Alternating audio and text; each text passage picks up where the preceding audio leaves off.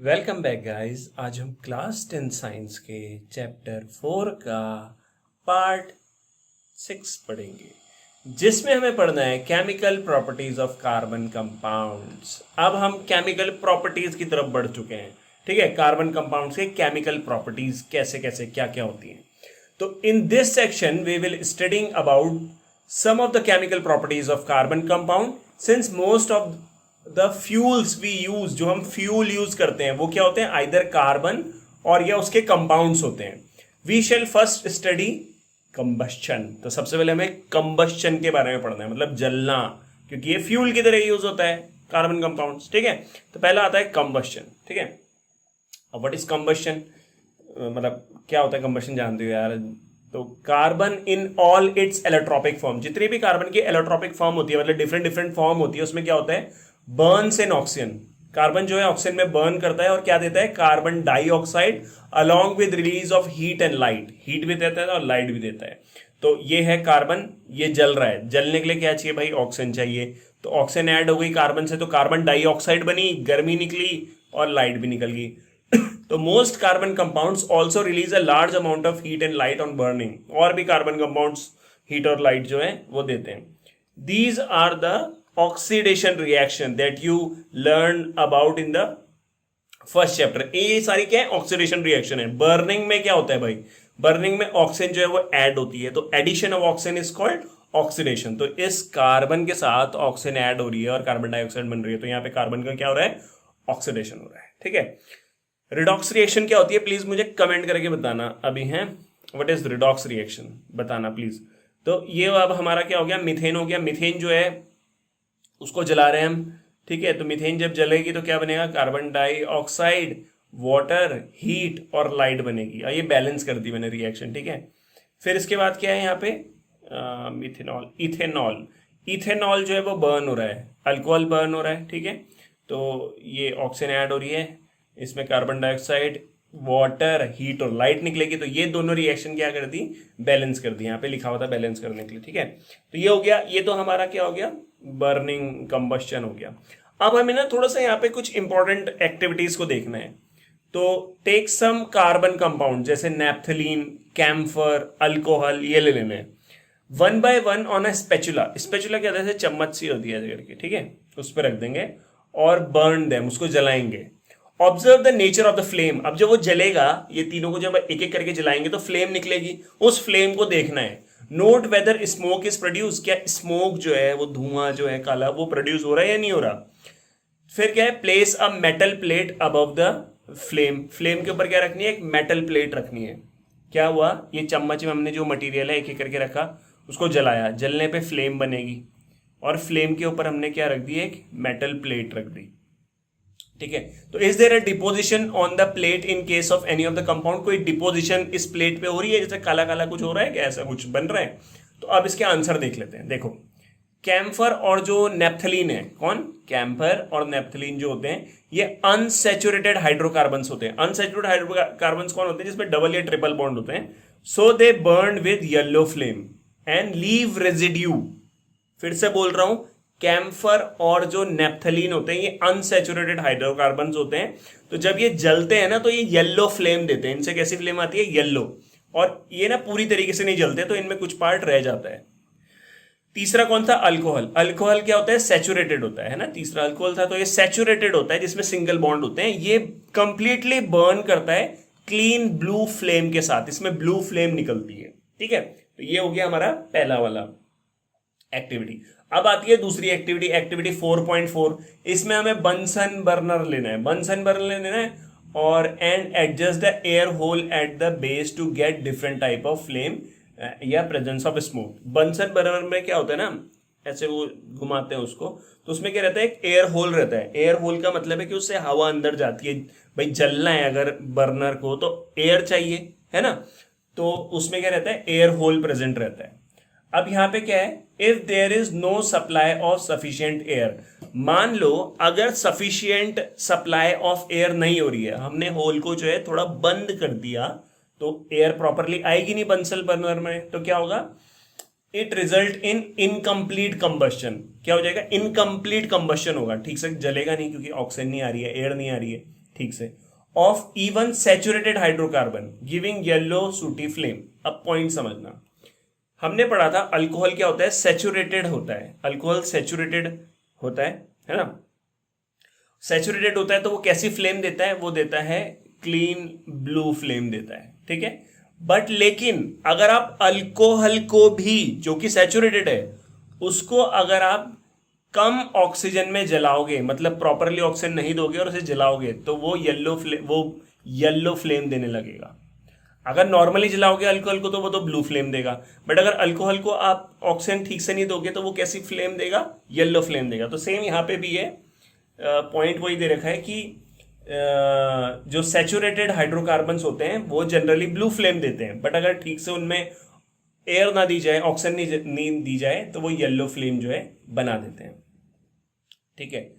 उसके बाद क्या है, हाँ, in presence of sufficient air of air. अब जब सफिशियंट सप्लाई ऑफ एयर करोगे, ऑक्सीजन प्रॉपरली दोगे आप, तो उसकी वजह से ब्लू फ्लेम मिलेगी। तो आप पॉइंट समझ गए ना, अगर भाई आप ठीक से ऑक्सीजन नहीं दोगे जलने के लिए तो कैसी फ्लेम आएगी, येलो फ्लेम आएगी। इवन सैचुरेटेड जो हाइड्रोकार्बन जो ब्लू फ्लेम देते हैं वो भी, अगर उन्हें भी ऑक्सीजन नहीं मिलेगी तो वो भी येलो फ्लेम देने लग जाएंगे, और अगर प्रॉपरली सप्लाई मिलेगी तो फिर वो ब्लू फ्लेम देंगे।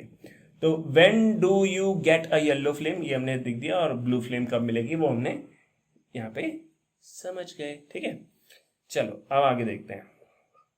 अब क्या है, saturated hydrocarbon will generally give clean flame, ये हमने लिखा भी है, सैचुरेटेड हाइड्रोकार्बन हमें क्लीन फ्लेम देते हैं, ठीक है। क्यों, क्योंकि ये कंप्लीट कंबस्शन होता है with sufficient oxygen, sufficient oxygen के साथ ये जलता है पूरा का पूरा सैचुरेटेड हाइड्रोकार्बन, तो क्लीन फ्लेम मिलती है। अनसैचुरेटेड कार्बन कंपाउंड जो होते हैं वो येलो फ्लेम देते हैं, जिसमें लॉट ऑफ ब्लैक स्मोक निकलता है, ठीक है। तो ब्लैक स्मोक क्या है, अगर कोई बर्तन रखोगे इस फ्लेम के ऊपर तो उसके ऊपर काला काला जम जाएगा। दिस रिजल्ट इन सूटी deposition of the metal plate in the activity 4.3। तो ये मेटल प्लेट रखी थी ना, इस पे क्या हो जाएगा, काला काला कुछ जमा हो जाएगा। However limiting the supply of air, अब अगर हम सप्लाई ऑफ एयर को लिमिट कर दें, मतलब कम सप्लाई करें एयर की, तो क्या होगा, इनकम्प्लीट कंबस्शन होगा ऑफ इवन सैचुरेटेड हाइड्रोकार्बन का भी। सैचुरेटेड हाइड्रोकार्बन जो है वो जनरली हमें कैसी फ्लेम देता है, ब्लू फ्लेम देता है। बट लेकिन अगर उसमें भी आप ऑक्सीजन नहीं दोगे, उसमें ऑक्सीजन ठीक से नहीं दोगे, तो वो भी क्या देगा, हमें येलो फ्लेम देगा और सूटी फ्लेम मिलेगी। द गैस या kerosene stove used age home has inlet of air, इनमें इनलेट ऑफ एयर प्रेजेंट रहता है। पहले यूज होता था, आजकल कोई करता नहीं है, इसमें अपडेशन नहीं हुआ है, ये पुरानी मतलब बहुत पहले की लाइन है ये। तो गैस और केरोसिन स्टोव जो पहले यूज होते थे उसमें क्या होता था ना, छोटा सा एक छेद रहता है जिसके थ्रू एयर अंदर आती थी। अब एयर क्यों चाहिए भाई, ताकि सफिशिएंट ऑक्सीजन रिच एयर जो है वो अंदर आ सके जलने के लिए, ठीक है। और क्या दे हमें, clean blue flame they. If you observe the bottom of cooking vessels getting black and, अब मान लो वो जो ये अपना क्या था, स्टोव था जो ये, इसके ऊपर आपने कुछ वो रखा, कुकिंग वेसल रखा, अगर वो कुकिंग वेसल के नीचे जो है बर्तन, ये ऐसे फ्लेम जल रही है, यहाँ पे बर्तन रख दिया इसके ऊपर, भाई कुछ पका रहे वगैरह है ना कुछ, तो रख दिया, तो ये नीचे जो है यहाँ पे अगर काला होने लग गया तो इसका मतलब क्या है, it means that air hole are blocked. जो एयर होल है ना स्टोव में, यहाँ एयर होल वो ब्लॉक होने लग गया, मतलब प्रॉपरली एयर आ नहीं रही है, प्रॉपरली एयर आ नहीं रही है तो वो ठीक से जल नहीं रहा है जो फ्यूल है, और वो कैसी फ्लेम दे रहा है, येलो फ्लेम दे रहा है, जिसकी वजह से क्या हो रहा है, यहाँ पे ब्लैक ब्लैक कुछ डिपोजिशन हो रहा है और fuel is getting wasted. Fuel such as coal and petrol, जो कोल और पेट्रोलियम होता है, have some amount of nitrogen and sulphur, ये इंपॉर्टेंट है, इनमें नाइट्रोजन और सल्फर प्रेजेंट होता है। तो जब ये जलता है ना तो उसकी वजह से क्या बनता है, ऑक्साइड ऑफ सल्फर बनेगा, सल्फर के साथ ऑक्सीजन जुड़ेगी तो ऑक्साइड ऑफ सल्फर बनेगा, या नाइट्रोजन बनेगा, oxide of nitrogen, which are a major pollutant in environment, और इसकी वजह से क्या होता है, पॉल्यूशन होता है इन्वायरमेंट को, ठीक है। ये तो हमारा एक पॉइंट हो गया कंबस्शन वाला। अब दूसरा आता है ऑक्सीडेशन। ऑक्सीडेशन का मतलब क्या होता है, एडिशन ऑफ ऑक्सीजन, ठीक है, या फिर क्या होता है, रिमूवल ऑफ हाइड्रोजन भी होता है। तो पहले देख लेते हैं ऑक्सीडेशन के बारे में। इसमें हमें एक एक्टिविटी देखिए 4.5। हमने क्या करना है, 3 ml जो है इथेनॉल लेना है। इथेनॉल का फॉर्मूला क्या होता है प्लीज कमेंट करना, ठीक है। तो 3 ml हमने इथेनॉल लेना है, किसमें, टेस्ट ट्यूब में, and warm it gently in water bath, ठीक है। ऐसा है यार, कैसे बताऊं, ये जल रहा है, ठीक है, आग लग रही है, ये वाटर बाथ है, इसमें पानी भर रखा है, इसके अंदर मैंने टेस्ट ट्यूब जो है डुबा दिया ऐसे करके, और इस टेस्ट ट्यूब के अंदर क्या है, 3 ml क्या डाल रखा है, इथेनॉल जो है वो डाल रखा है, ठीक है, और उसको गर्म कर रहे हैं वाटर बाथ में। फिर add a 5% solution of alkaline potassium permanganate drop by drop to this solution. इसमें हम ऊपर से क्या डालेंगे, drop by drop potassium permanganate का सॉल्यूशन डालेंगे 5%। Does the colour of potassium permanganate, अब पोटेशियम परमैंगनेट का कलर क्या होता है, पर्पल कलर होता है। तो जो कलर ऑफ पोटेशियम परमैंगनेट है, persist when it is added initially, जैसे ही आप ड्रॉप को डालोगे यहाँ अल्कोहल के अंदर पोटेशियम परमैंगनेट की, तो वो जो ड्रॉप का कलर है वो तो हवा में क्या दिखेगा, पर्पल, बट जैसे ही वो अंदर जाएगा इस टेस्ट ट्यूब के अंदर, तो उसका कलर क्या है, डिसअपेयर हो जाएगा। पर्पल कलर जो है पोटेशियम परमैंगनेट का वो डिसअपेयर हो जाएगा इनिशियली, ठीक है। इसका मतलब क्या होता है, इसका मतलब ये हो रहा है कि जो पोटेशियम परमैंगनेट आप ऊपर से डाल रहे हो वो रिएक्शन में इन्वॉल्व हो जा रहा, ठीक है, वो रिएक्शन में इन्वॉल्व हो जा रहा, उसका कलर खत्म हो जा रहा। अब why does the colour of potassium permanganate not disappear when excess is added. अब आप ड्रॉप बाय ड्रॉप डाल रहे हो पोटेशियम परमैंगनेट को, तब तो पोटेशियम परमैंगनेट का कलर अंदर जाते ही टेस्ट ट्यूब में जाते ही गायब हो जा रहा, बट लेकिन आप भर भर के डाल रहे हो। अब तो जब भर भर के डालोगे तो क्या होगा, पोटेशियम परमैंगनेट का कलर जो है एक टाइम के बाद डिसअपेयर ही नहीं हो रहा। इसका मतलब पोटेशियम परमैंगनेट अब रिएक्शन में पार्ट ही नहीं ले रहा है, ठीक है। अब इस कॉन्सेप्ट को समझना, देखो ये है हमारा क्या, इथेनॉल, ठीक है, ये क्या है हमारा इथेनॉल, CH3CH2OH। इथेनॉल पे हमने क्या डाला, alkaline potassium permanganate drop by drop.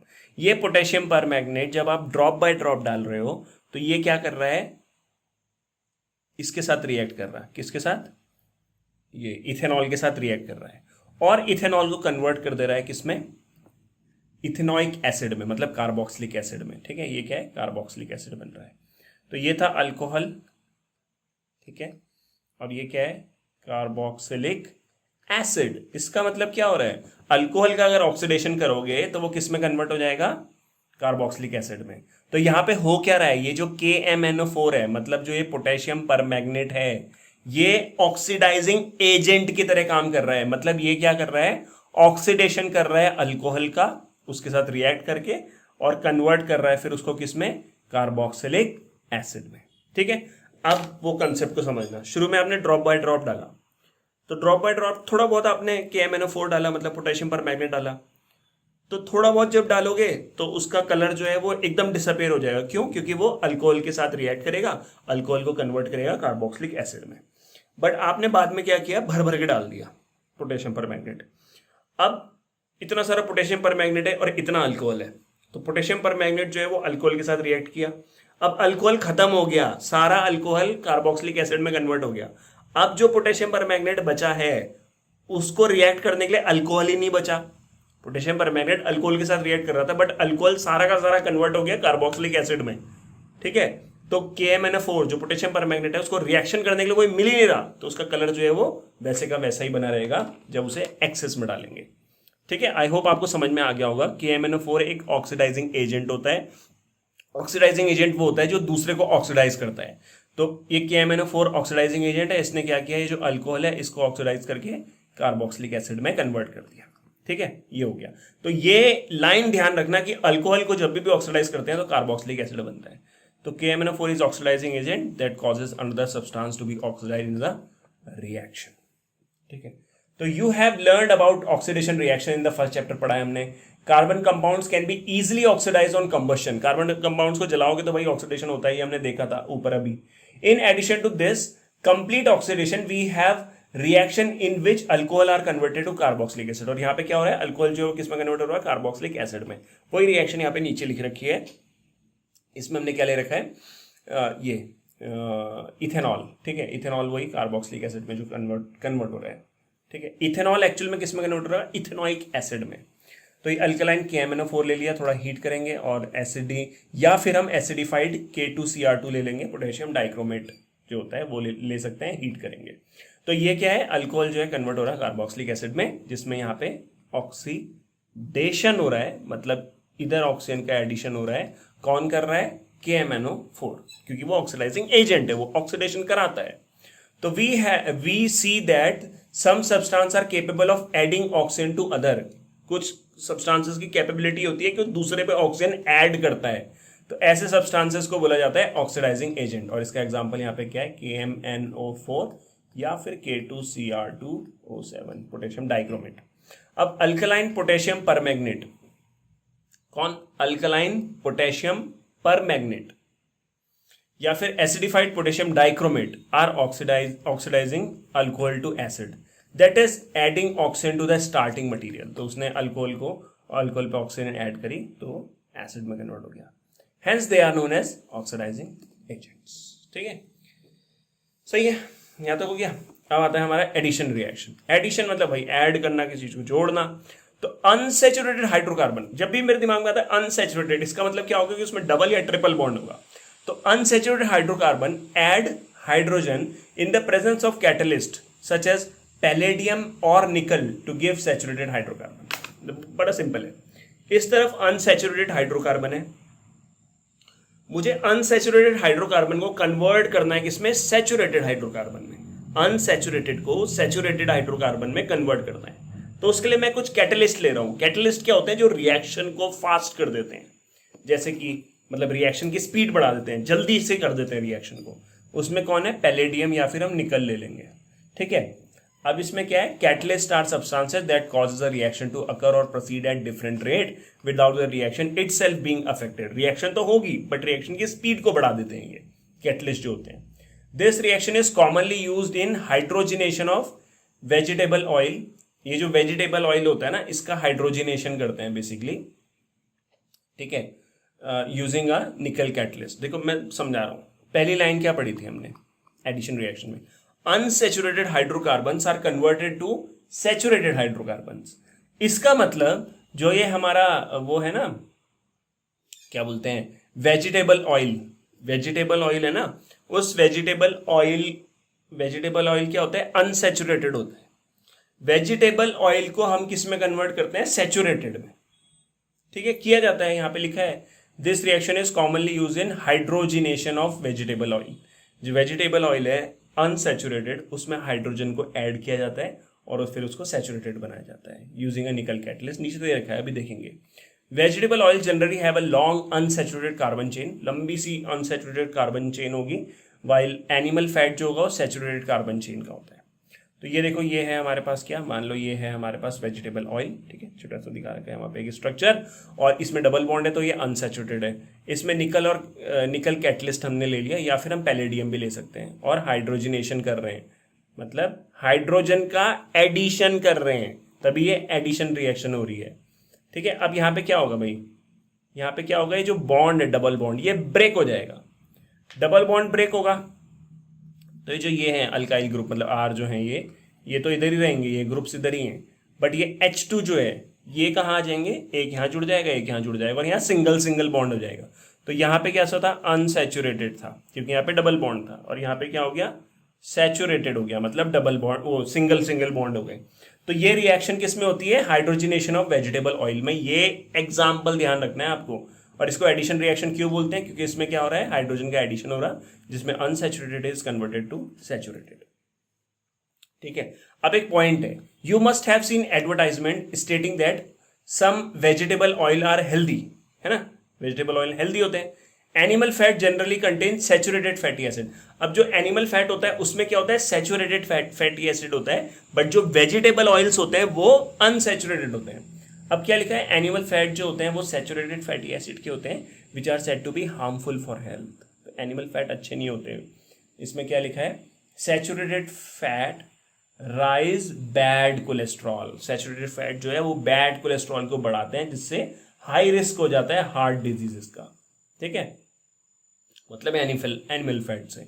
अब oils containing unsaturated fatty acids, oils में क्या होता है, अनसैचुरेटेड फैटी एसिड्स होते हैं, should be chosen for cooking. इससे खाना बना सकते हैं अपना बढ़िया। ठीक है, चलो अब आता है सब्सटीट्यूशन रिएक्शन। सब्सटीट्यूट करना मतलब क्या, जैसे फुटबॉल में होता है कि भाई एक को चोट लग गई तो उसकी जगह पे दूसरा आ गया, उसकी जगह पे। ठीक है, एडिशन में तो वो ऐड हो गया, बट सब्सटीट्यूशन में किसी की जगह पे कोई और आएगा। Saturated hydrocarbons are fairly unreactive. अब ये जो सैचुरेटेड हाइड्रोकार्बन्स होते हैं ये ज्यादा रिएक्टिव नहीं होते, ये हमने पढ़ा था। ठीक है, ध्यान होगा आपको। तो क्यों क्यों होता है इसका रीजन आप बताना मुझे, ठीक है, क्योंकि मैंने बताया हुआ है यार, तो एक बार प्लीज बताना। Saturated hydrocarbons are fairly unreactive, ये क्या होता है, ज्यादा रिएक्टिव होते नहीं है, and are inert in the presence of most reagent, ज्यादातर रिएजेंट में इनर्ट होते हैं, मतलब रिएक्ट नहीं करते। However in the presence of sunlight, जब इन पे सनलाइट पड़ती है तो क्या होता है, chlorine is added to hydrocarbon in a very fast reaction. वैसे तो रिएक्शन होती नहीं है सैचुरेटेड हाइड्रोकार्बन की, बट सैचुरेटेड हाइड्रोकार्बन पे अगर सनलाइट पड़ेगी तो उससे क्या होगा, क्लोरीन उसमें ऐड होना शुरू हो जाएगा जल्दी जल्दी, ठीक है। और chlorine can replace the hydrogen atom one by one. ये रिएक्शन देख लो पहले, ये है मीथेन, ये है क्लोरीन, ठीक है। मीथेन में हाइड्रोजन को हटा के क्या जुड़ जाएगा, मीथेन में 4 हाइड्रोजन है ना, ऐसे 1 2 3 4, 4 हाइड्रोजन को है और यहाँ पे Cl2 है। तो सबसे पहले यहाँ पे क्या होगा, ये हाइड्रोजन हटा, हाइड्रोजन को रिप्लेस सब्स्टिट्यूट कर दिया किसने, Cl ने, तो क्या बन गया है CH3Cl, और ये जो H निकला था वो एक Cl के साथ क्या बना देगा, HCl बना देगा। समझ गए ना, सिंपल है, H H H H और ये Cl2 है तो क्या होगा, carbon Cl2 H H H। तो ये जो हाइड्रोजन निकला, ये हाइड्रोजन एक Cl के साथ, क्योंकि एक Cl तो यहाँ जुड़ गया, ठीक है, एक Cl के साथ जो है वो कहाँ पे H जो है एक Cl के साथ मिलके बना दिया HCl, तो ये HCl बन गया। ये in the presence of sunlight ही होगा भाई, वैसे नहीं होगा, सूरज की रोशनी पड़ेगी तभी ये कन्वर्जन होगा, ठीक है। अब यहाँ पे क्वेश्चन है, why is the conversion of ethanol to ethanoic acid is oxidising reaction, oxidation reaction. इसको बड़ा सिंपल है, अभी हमने किया भी था ये, तो इतना रहने देते हैं, ठीक है। इसके बाद हम सब इंपॉर्टेंट कार्बन कंपाउंड्स इथेनॉल और इथेनॉइक एसिड के बारे में पढ़ेंगे, उसकी प्रॉपर्टीज के बारे में पढ़ेंगे। तो thank you so much for watching this video, bye bye.